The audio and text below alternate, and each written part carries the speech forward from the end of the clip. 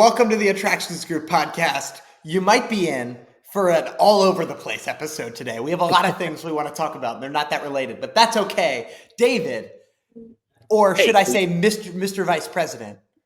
Yeah, Vice President of Mandatory Merriment. I enforce Christmas cheer. As you should. I love that. Strictly enforced. Yeah, and is that like It's compulsory. Okay, you just can't stop it. No, you can't. Okay. No, and nothing beats a good cheer that is forced on you. I mean, nothing's more authentic, I guess. That's right. That's exactly right. So, and soda we're in the enthusiasts. business. What soda? Yes. Well, right now, looks like Dr. Pepper Zero Sugar, but pretty much anything zero sugar tagged. I've gotten to the point where I don't like the full sugar soda. It's too sweet. I don't know. It feels like a lame opinion, but that's where I'm at. So a lot of Crush Zero Sugar, and Dr. Pepper Zero Sugar. Crush Zero Sugar. That seems a little counterintuitive. Yeah, full disclosure, I'm kind of on the full sugar, full high fructose corn syrup version of this because, truth be known, and a little fun fact about me is that in 2021 August, I contracted the beloved COVID virus that knocked out my sense of smell, and a couple weeks later, it knocked out my sense of taste. And my sense of taste was very slow to come back. Oh. And I'm going to guess for about a 3-year period, I did not have my full sense of taste back, and any kind of soda I had, it didn't matter. Or here in Ohio, we call it pop. Anything I drank that had fizz in it or carbonation tasted like just straight soda water. It was awful tasting. And then about a year ago, little over for 3 years, and the only symptom that I had that let me know that I had COVID was my sense of smell is off. I couldn't smell a bag of coffee beans. I thought, well, I'm returning these because you can't smell them.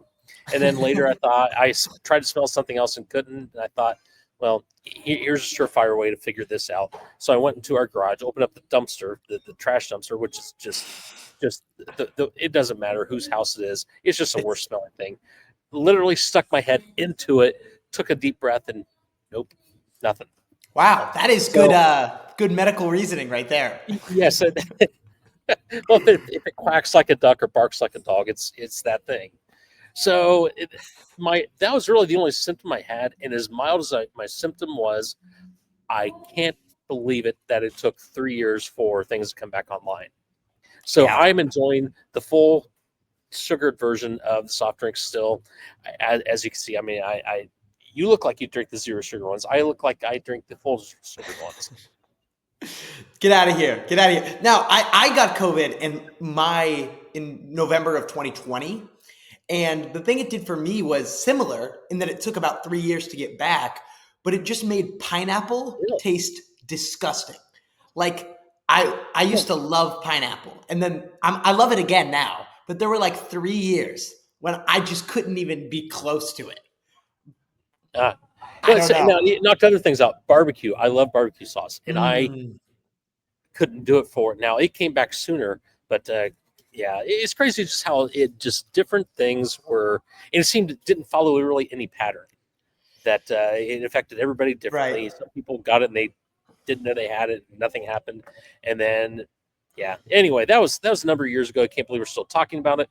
Wasn't that just a stupid time to be alive? It was really stupid. Now, really stupid way. Much like how, in a much better sense, though, there's another virus, a bug, you might say, that affects a lot of people different way, and that is our mutual bug, our mutual affection for the attractions industry. Oh, okay, that's right. I wasn't sure where you're going with that. That's where I was going. That was a little bit of a roundabout way to get there, though. So we got some news articles to talk about from. All right, we do some late week IAAPA stuff that we didn't get to in our last IAAPA episode, and just some other general things. First, I want to talk about what to me is extremely exciting. Mattel, in conjunction with the American Resort Management Company Institution, I don't know. Excuse me, Cole Franklin. I don't know the name of the last word of this company's name. But they are teaming up and making some Mattel-themed water park resorts, which to me is perfect. I Okay. actually was talking. I was, you know, when you're killing time in theme park lines, one thing I like to do is imagine new theme park ideas. And I was thinking, man, Mattel, they have all this IP. They should build a theme park. They have Hot Wheels. They have Barbie. Um, these are great things people love. Let's do it. And they're doing it. So this is going to be, primarily a water park. I think there will be FEC components to it. Little is known right now. But they're planning on building 5 of them across the United States, with the first one coming to everyone's favorite city, Orlando, Florida. So that's very Of exciting. course. It's very exciting because Orlando doesn't have. Let me think about this before I say it. Yeah, Orlando does not have an indoor water park. That's changing. So Okay, I guess one could make the argument: do they really need one? yeah, and one could say no, but Now, hey, now, honestly, is I know the Great Wolf Lodge opened up in Naples. I believe that's where it is. It's on the yeah, west coast of Florida. Now, are they? Did I read that they are planning one in Orlando? let's No, let's. no, no, no, I'm no, no, no. I don't know. I'm asking. I'm not Oh, telling I you. don't I'm think asking. so. I don't think so. But Okay. it's possible. They're in this like enormous construction project. Like their biggest one ever is going in Northern Virginia right now. That's all I've heard Okay. about new Great Wolf Lodges. But if you guys know, if you guys have heard of some rumors, comments below. Let us know. I'm curious to see. That would be cool. That would be cool. Now, while we're doing this, now Mattel's got the water parks going, but I think that there's a big miss here with Hasbro. And I had to do the little search on this because the game, which I think goes great with the water park, Shoots and Ladders, not a Mattel product. It's a Hasbro. So there might be a little bit of a miss there.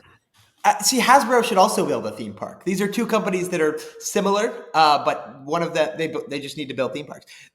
Hasbro has Nerf, like the Nerf guns. That would be more of an Mhm. FEC thing, I think, than a full scale theme park because it would be hard to scale like Nerf battles or whatever. But Now, I something can like have a lot that, of fun taking a Nerf gun and shooting people as they get on the slide. That could be a thing. like Pay to those play. water cannons, but with Yes.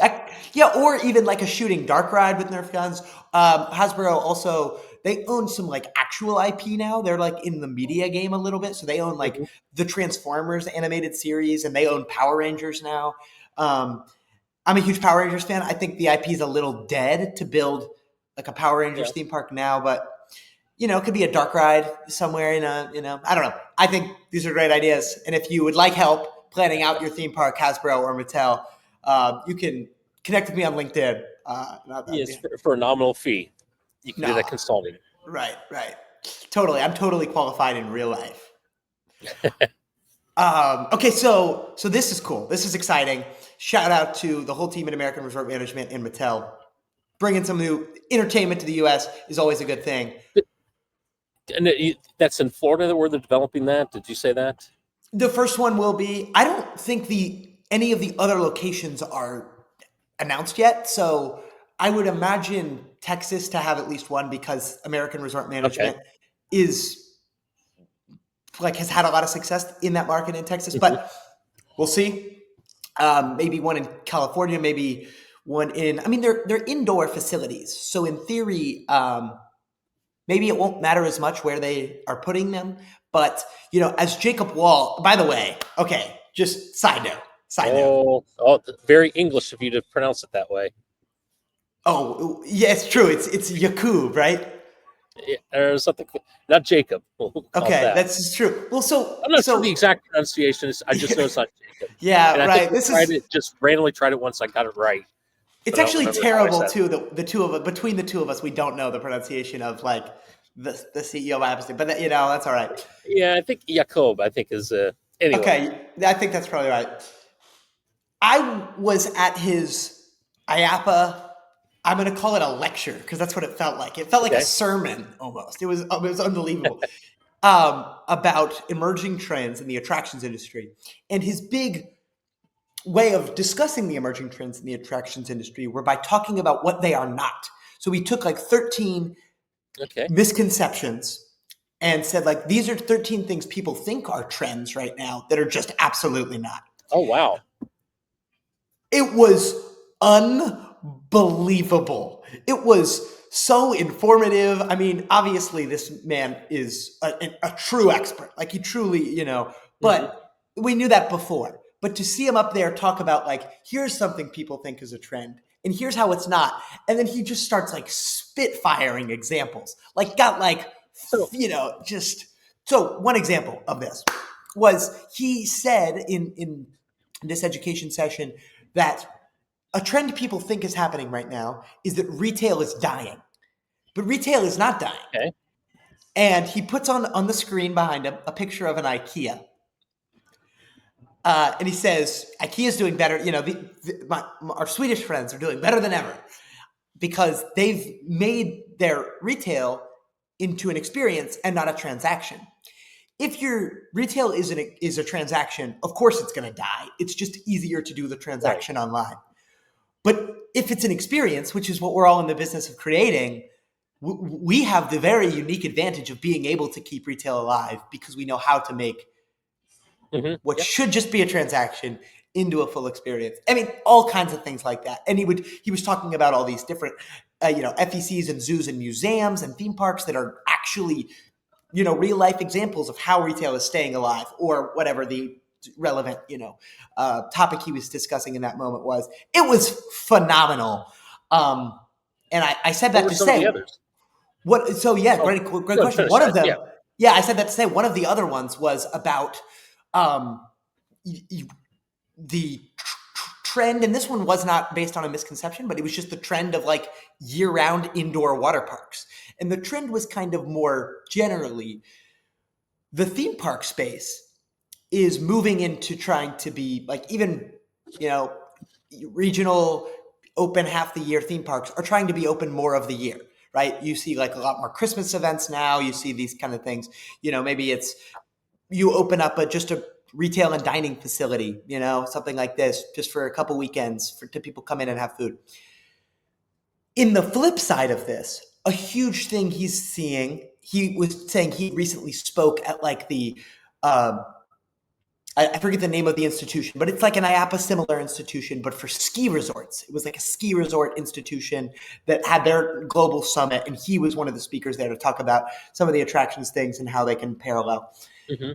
And the ski resorts are trying to do the opposite. They're a winter-based attraction, but they're trying to move into the summer. And a big way that they're doing that is through indoor water parks. So he was saying he expects, a rise in that coming up, which is cool because then Mattel announced their water parks like the next day. It's like, oh, here's 5 new ones. So that was great. But another great trend he talked about, one more, because we're on the topic now, that I thought was pretty awesome is and this was kind of, a theme throughout, I think, a few of the educational sessions that I got to see, but was that guests want to be left to themselves. And this was super awesome. That was the misconception. The misconception is that increasingly guests want to be left to themselves. And what he was making the very good, very well-constructed argument against this, in the sense that we create experiences for people. When people come to a resort, especially, maybe not a theme park, maybe not a museum where they're just going to be entertained for a few hours and then leave. But when people are going to a resort, or people are going to a zoo and then that zoo's attached hotel, maybe that zoo doesn't have 2 full day potential. That's fine, because the way, one way in which we should be keeping our guests entertained is each other, is by connecting them to the other guests, which was just so phenomenal. Because when you think about a cruise ship and like the new cruise ships, like Royal Caribbean's beautiful new ship, Star of the Seas, unbelievably beautiful. There's a ton to do. Floating city. It's a floating metropolis. That's correct. Yeah, we've moved past the floating city. Yes. And there's just so much to do. There's so many things, right? But you can, when you're a cruise operator and you have somebody who's saying, hey, I'm going to get on your ship for 7 days, that's a high order for you because you have to entertain them for 7 days. That's what they're expecting. Their expectation is 7 full days of entertainment. And that's why you have to build these unbelievably enormous, mega metropolises, because that's a Yeah. long time to keep people entertained. And especially if you want to do it at scale. But he also gave this wonderful example of this zoo in northern France, at which they had a hotel that they attached to it. And the zookeepers, the hotel was like in the middle of the zoo. So you couldn't leave the hotel if there weren't zookeepers like holding the animals Right. because it just wasn't safe. So if It's- you were in the hotel, like every night, you weren't able to leave in the middle of the night because it just wasn't safe. There were no zookeepers there. So you go to the hotel. The zoo part closes at 6 p.m. and opens at 8 a.m. So by 6 p.m., Okay. you have to be in your room. There's restaurants, there's some stuff, but it's not like an entertainment center. It's a hotel. And you just have to spend some time. You can look out at the nature. You can do all these things. But what Mr. Wall, with the excuse to not mispronounce his first name, what Mr. Wall was describing to all of us was that it causes the guests to slow down, to stop thinking about the next attraction, the next thing they're going to be entertained, and to start remembering that they're there to connect with their families or their friends or themselves, to really have respite and not necessarily be just stimulated the whole time. It was phenomenal, and it was something that he was recommending attraction operators across the U.S. to consider when they're planning their new additions. It was amazing. It's cool. Yeah, it was. Okay, do we have some other news things? I forget the list we were discussing ahead. Well, here's a big thing that happened. It happened near the end of IAAPA. I don't remember the exact date that it happened or the day. I think it happened while we were down there. We, of course, we didn't comment on it, and if we did, it wasn't very much. Was Six Flags has a new CEO. Yes. We're probably late in the game here. There's probably everything's been litigated by anybody else who's doing a podcast now, but by now. But so never too late. So we can chime in with what our thoughts on that. So John Reilly coming in, CEO Six Flags. Your thoughts? Yes. I'm excited. I'm excited. I mean, Palace Entertainment is what I know John Reilly from. That's what That's what I think of Palace Entertainment. And that that's a great brand to be associated with. Mm-hmm. Like that's Palace Entertainment. And he was a SeaWorld before that. Yes, true. Which is another great brand to be associated with. Truly. Yes. And SeaWorld's been in just for the past 15 years, just been tremendous growth for United Parks and Resorts. So I'm very excited to see the way that someone with the, kind of United and Six Flags operate, somewhat similarly. They're both like private equity driven. They're both, similar number of parks, similar number of visitors.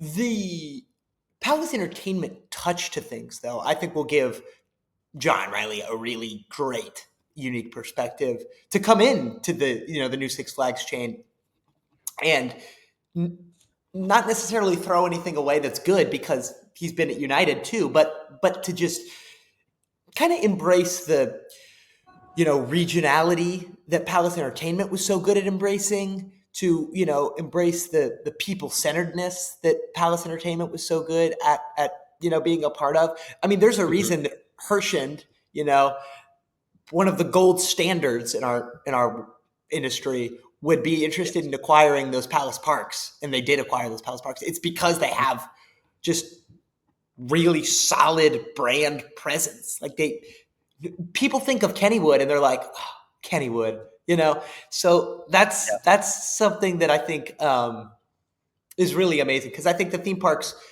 every theme park, whether you want it to or not, it is serving the city. It's serving the community in which it's located, and to be aware of that is a really important step to be successful.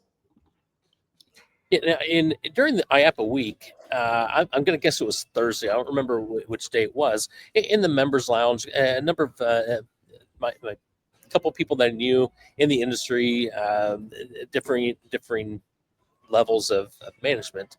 There were about four of us are sitting down in the members' lounge, and we were talking about. And I had to look up to see when he was appointed, when it was announced. It was on the Monday after. So I think Zimmerman had stepped down, or it said he's going to step down a while ago, and so the speculation was always going to be that they're going to have someone named. I thought it was going to be before the IAAPA week, so That they would can make go through that. sense. But it actually, I had to look it up. It wasn't announced until the 24th, which I believe is a Monday after the expo. But so I don't. It's been a long haul since IAAPA week, and I don't get any of the context of that. But so everything seems like it just kind of rammed together, and I'm trying to think to myself, how did we? Because our conversation centered around Six Flags and John Reilly, and I think there's not a lot of people out there with big park experience that would be readily available to go into this. So I think his name was kind of floating around. The people that I talked to in the lounge, he centered around the conversation. So it's very interesting that did come true. There's probably a lot of rumors going around that he was being interviewed and he was the front runner. And I don't know any of those conversations, but you look at somebody that's being hired to a troubled brand right now. Let's call it for what it is. There's been a 2025 was not a good operating season for them. I think there were some issues that were coming with the Six Flags parks that were underappreciated. Underappreciated by Cedar Fair as they merged together, and I think that just the financial issues that were going on, I think, were more pronounced than what was thought. Maybe not. Maybe they fully anticipated it. I'm not on those conversations, so they didn't invite me in. But you talk about somebody who's been 30 plus years in the industry. You look at his LinkedIn profile. I don't think he's had another job outside of the industry. I don't think, I could be wrong about that, but he managed two of the parks in the SeaWorld brand, which I think he was on the Busch Garden side when they came in.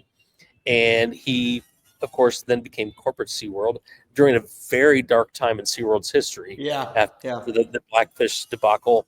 So he kind of saw them through that. So he has some adversity management experience to go along with this. And then, of course, he goes to Palace Entertainment and has a top position there and is able to be, I would venture to say that a lot of Palace Entertainment's stateside parks are iconic parks. Talk about Kennywood. You talk about Idlewild. Is it Idlewood or Idlewild? Idlewild, yeah. Well, so they've got some very iconic properties in their portfolio. So has big park management in the operations of a large organization like SeaWorld, and then he goes to Palace Entertainment where he's kind of overseeing merger and acquisition. Yep. So I can't think of a better person, honestly, to come into this situation to navigate the waters. And I guess to me, it's no surprise that they brought him in. And I wonder what is going to be the first step on this, because it's not even that Six Flags is trading at 52-week low stock wise. It's on like a 7-year low. It's even they didn't get much of a bump out of this. I think it's very significant news for the park chain. I think they can only benefit from this, but at least from an investor standpoint, hasn't really recovered that much. And I think it'll be interesting to see what comes out of this. If you're John Reilly coming to the Six Flags situation, what do you think? Well, number one, what do you think? What would your first action be? And number two, what do you think the first couple months are going to look like? Well, my first action, I like that those are separate questions because honestly, we did nothing but do armchair quarterbacking in the lounge. And when you're not a park executive, you don't run a park, and you haven't run a park. What do? Well, you armchair quarterback. So that's what this session will be called. I would build a giga coaster at every park. No,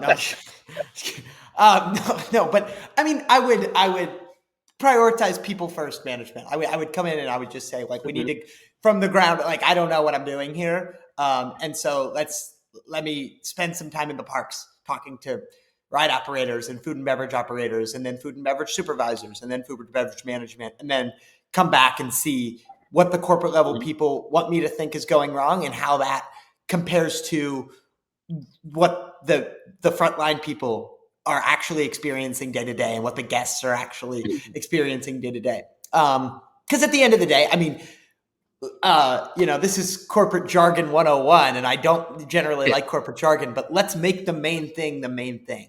If you're a theme park, your job is to provide a quality guest experience. That's the value proposition. You just have to do that. You can't talk about all this other stuff if you're not doing that. And I think a lot of these parks are still doing that unbelievably well. But I think if there's places you can improve that, that's got to be the first thing that you focus on doing.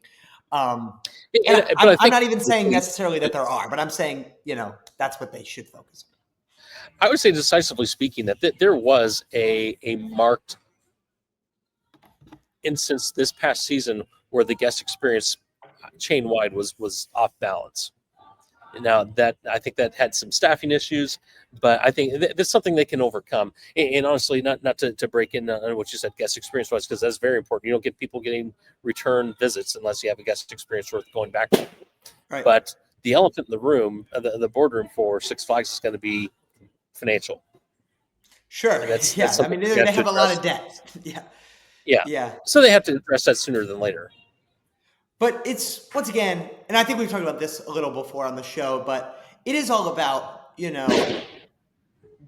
like cash flow. Like at some point, if you can grow your cash flow, your debt gets smaller because it's a smaller proportion of, the money you're making. And so there's, a tremendous amount of lasting debt in the chain. But when the, quarter two earnings report came out and it was like really bad, so to speak, it was really bad because the numbers are really big, but theme parks are just really big cash flow operations. So yes, the $100 million they lost or whatever is bad, but we're talking about a company that makes nearly $1 billion in that time period.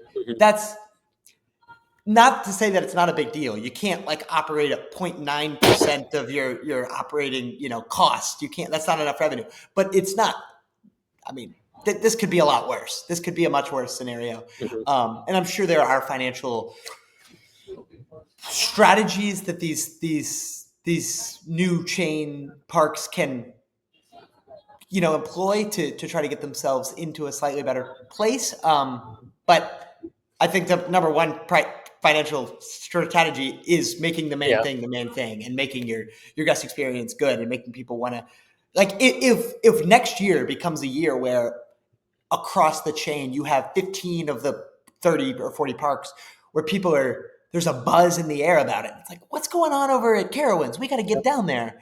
That's a comeback story already in the works, just from that kind of, PR and getting people out to the parks, and, maybe adding some new food and bev to get your per cap up, and things like this are really, really good.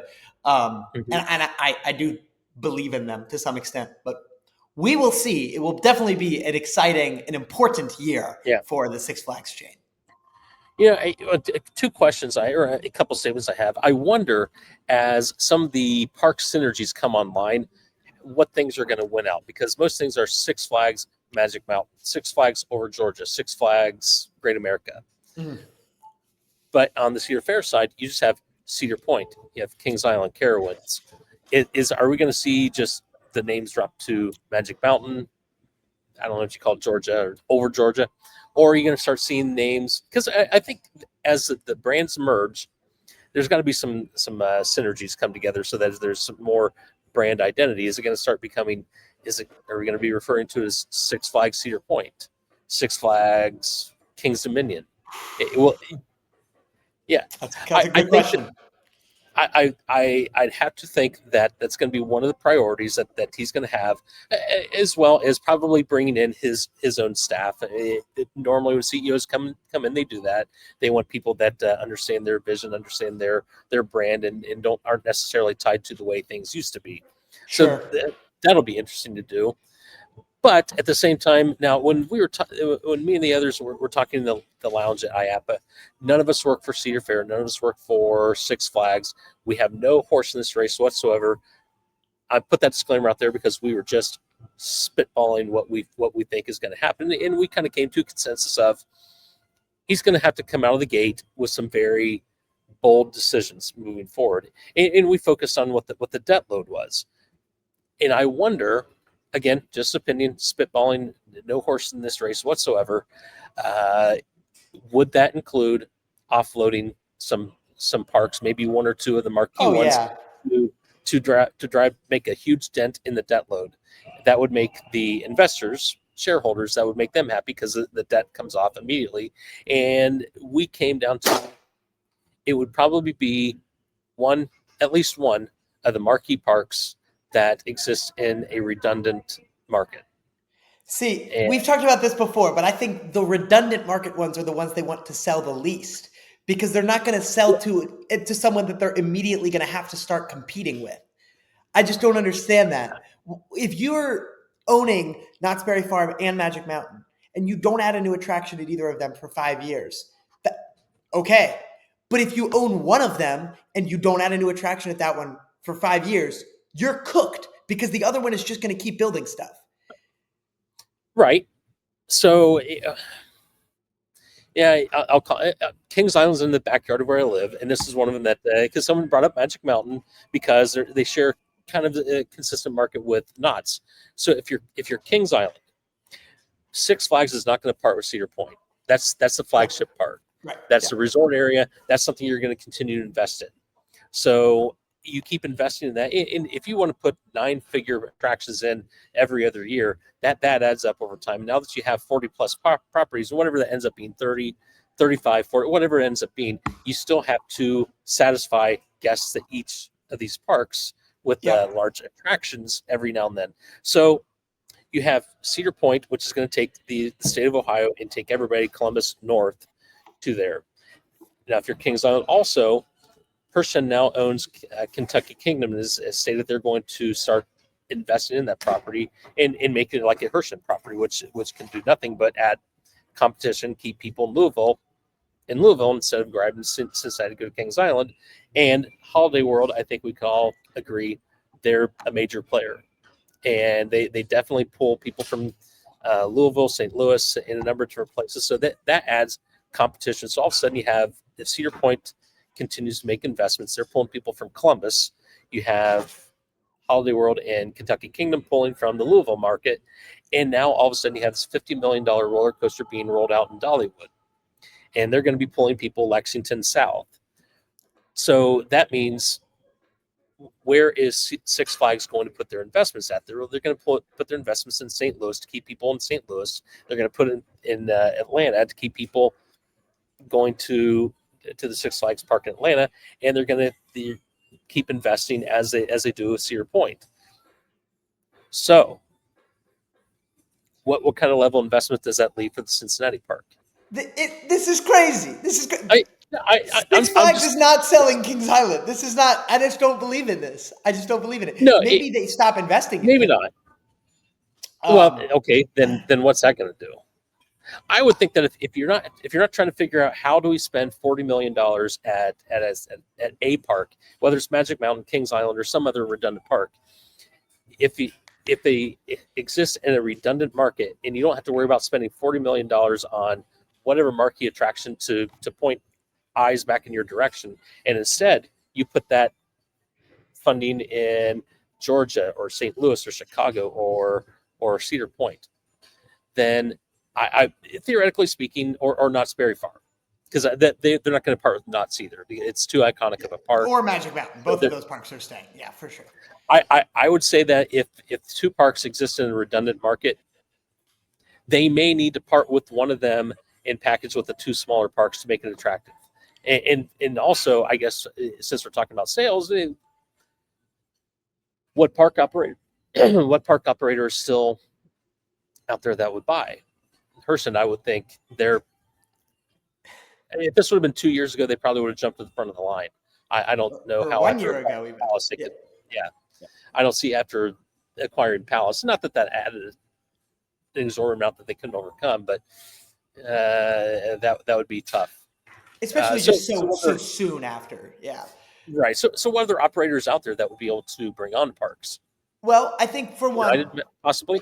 yes, for one, for sure, United. Now, United has I don't think they would purchase any of the parks, but I think there are parks that they could sell to United. I think about Valley Fair, that could be a United Park. I would believe you. Um, Hmm. maybe even Worlds of Fun, Dorney Park, like one of those. I could totally see like, okay, that's a United Park now. The Legacy Six Flags parks going to United would be be a little different. They would have to like change them up a little bit just because their Hmm. DNA is a little different. There's a lot more It is. entertainment offerings at United Parks. There's usually water. I mean, not always, but normally involved, and so I think definitely I could see one of those Legacy Cedar Fair parks, maybe Hmm. you know the tier two Legacy Cedar Fair parks, not the Kings Island or the Right. Cedar Right. Point, but like the Valley Fair, Dorney Park. Those are great parks.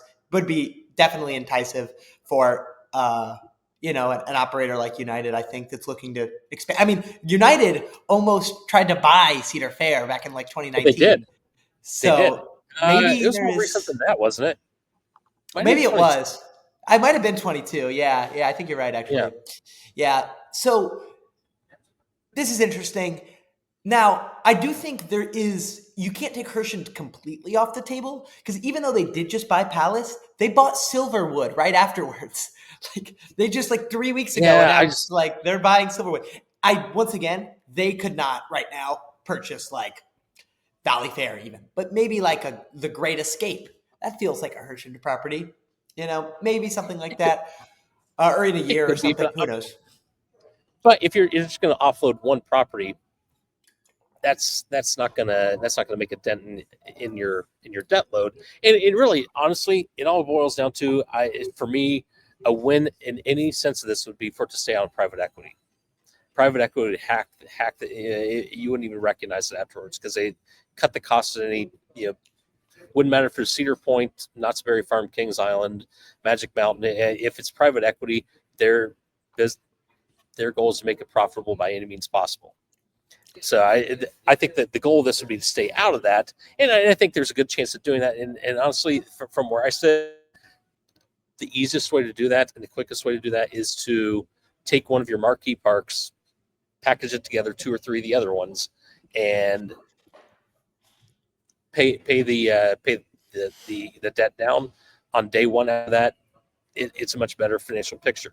And again, armchair quarterbacking, no horse in the race. I think this is Just interesting. I do think it's a lot easier to try to sell like Valley Fair to United and the Great Escape to Hershend and one more to one more than it would be to try to actually process the deal of the Marquee Park and two other small ones, sell them to one bit. Like that's an enormous transaction that you just have to have a buyer who has a ton of money ready to go in order to try to process that transaction. mm-hmm. That I just don't know. Like we could see like Fanta World try to buy this. Like that's a huge Chinese theme park operator. Maybe they want to try to crack the market. That company is so committed. Usually, park operating teams, committees, they're not exhibiting at IAAPA because they're not. That's not what they do. They're like the All right. attendees at IAAPA that they go and they look the aisles and they buy things or they network, whatever. They go to the sessions. Mm-hmm.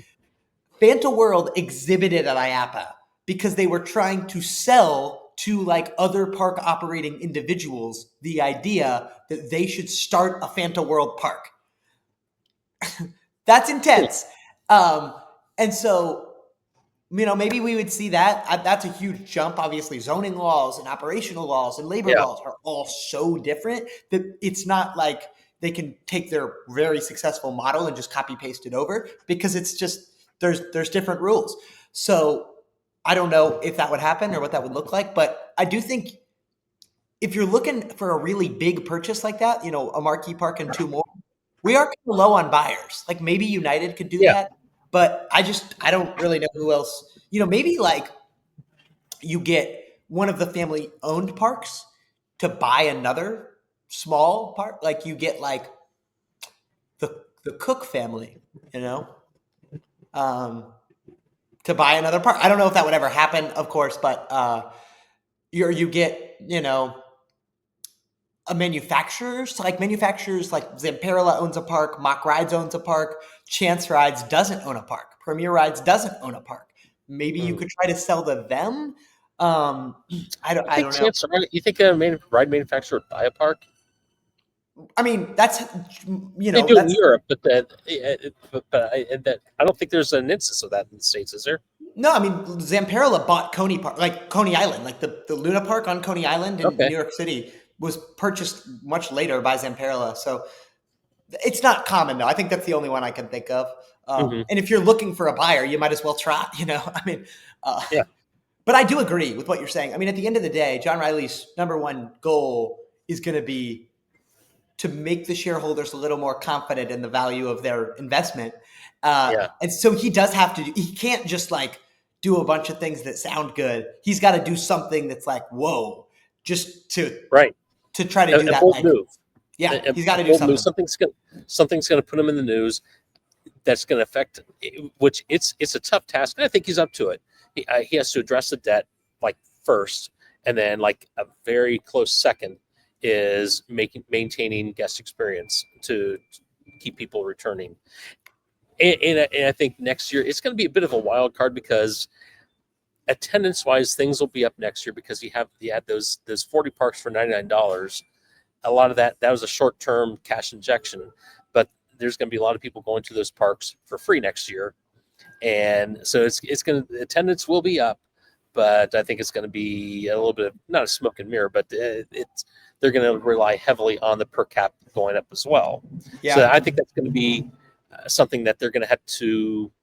It'll be interesting to see what the 27 season passes look like because Yeah. they're not going to look like the 26 season passes. They might, you never, maybe it works. Maybe we don't know what you never know. I don't know. $99 is too cheap. You don't want to be the cheapest one out there. See, I You don't want disagree to with that discount your statement. kids. Like, I think you should be the cheapest one out there and provide the, that's best case scenario, be cheap and be great.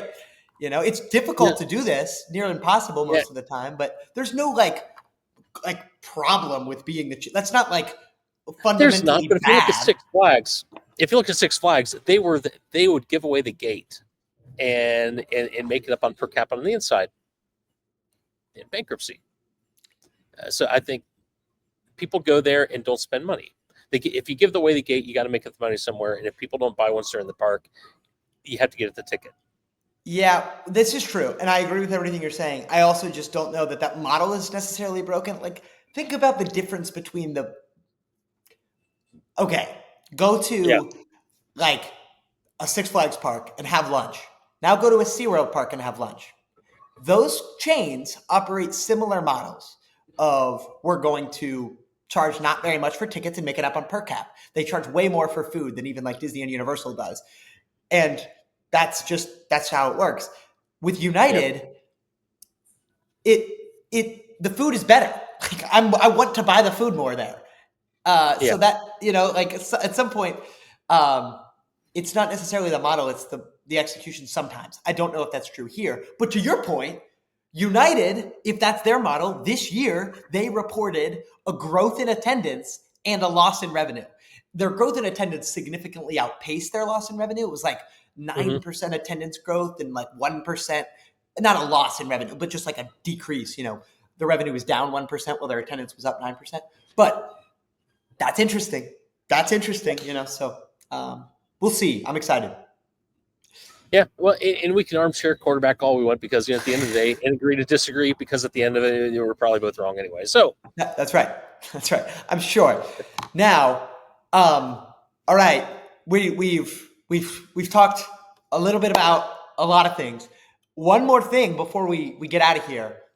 Have you been to any of the winter seasonal events at any parks this year? yes, three. I'll call it two and a half.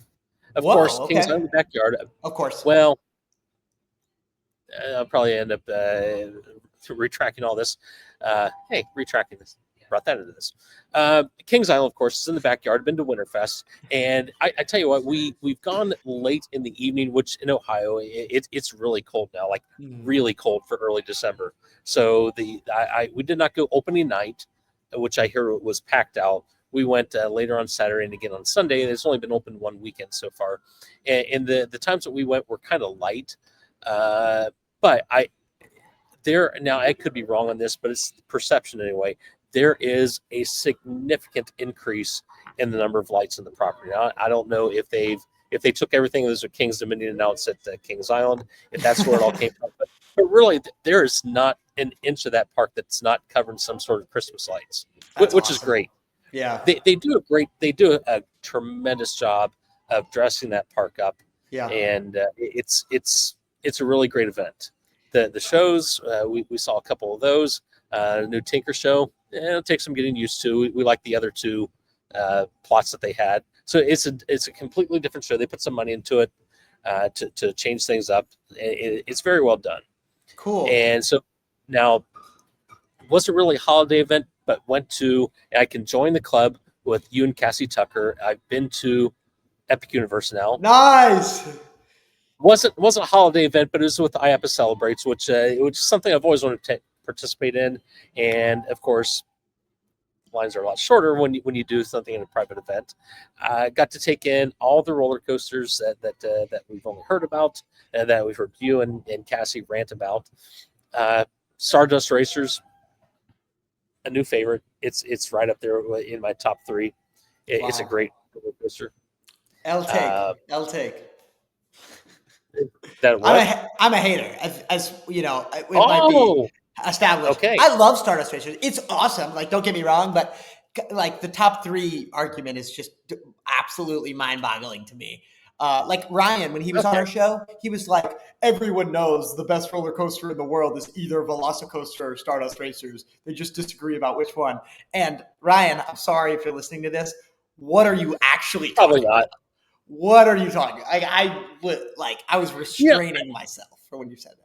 No, I just like how the you have 2 launches when you take off, first take off. Because I remember thinking that first hill is going to be kind of intimidating when you come out of there. But you launch the first one, and I thought, well, that's not so bad at all. And then you go for the second one, and then how the trains interact the whole time is just it's a interesting.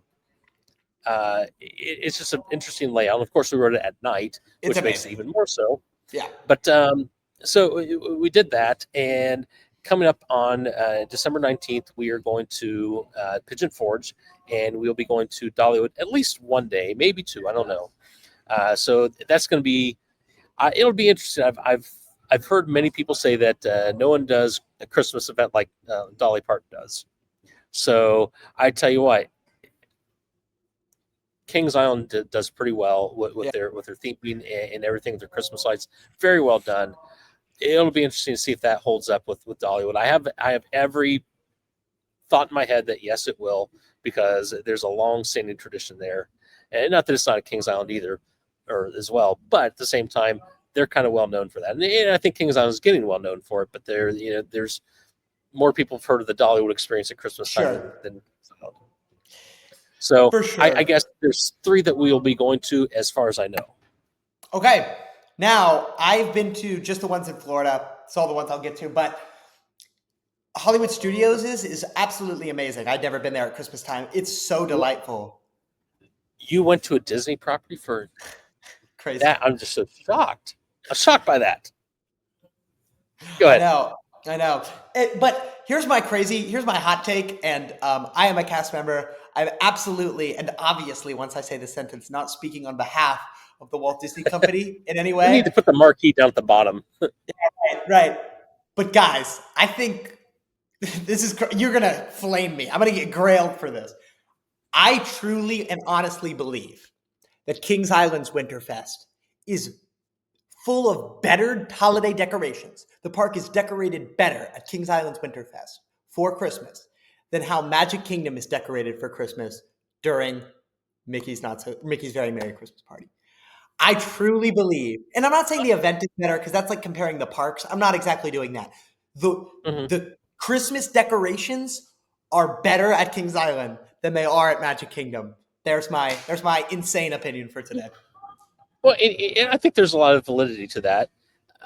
Which honestly, I would take I'll put on one of our social media feeds an aerial view of the Christmas lights at Kings. They've done it's a great event. They do it very well. And when I walked around the park, because we did a walk around in the freezing weather. I mean, I not to mince words on this, it's cold for even early December right now in Ohio. It's we've had snow on the ground since the weekend, and normally you get the snowfall for a day or two, then it's gone in early December. Actually, snow doesn't really stick around until January, and it's been on the ground. It's white everywhere here now, and we're supposed to get down to single digits tonight. That Whoa! said, we walked around the park, and I'm not kidding. There's not many square inches of space that they did not put Christmas lights. It's very well done. It had to have taken them forever to get that put up. Yeah, because it's not trying to kiss their behinds, but they've done a really good job with it. yeah. And with Disney, it's the iconic park. It's seeing the lights, which I believe they don't have the icicle lights on the castle at Magic Kingdom anymore, do they? They just have if they had those, that would probably win. But it's just the projections, and the projections are pretty, but they don't have the same like holy cow that the icicle dream lights, I think they call them, used to have. So we'll see. And also, I mean, they're two different types of parks. I mean, it's of course, it's hard to even. King's Island does it well. Disney does it very well too. Yeah, of course. They're amazing places. We live in a world full of a bunch of amazing places. I cannot state this enough. Knoebels. Oh, I love that place. Disney World. Phenomenal.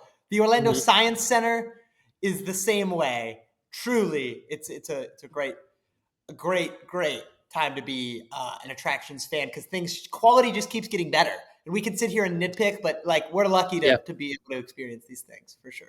And the Hershey properties do a great job with this. I believe Kentucky Kingdoms rolled out a winter event this.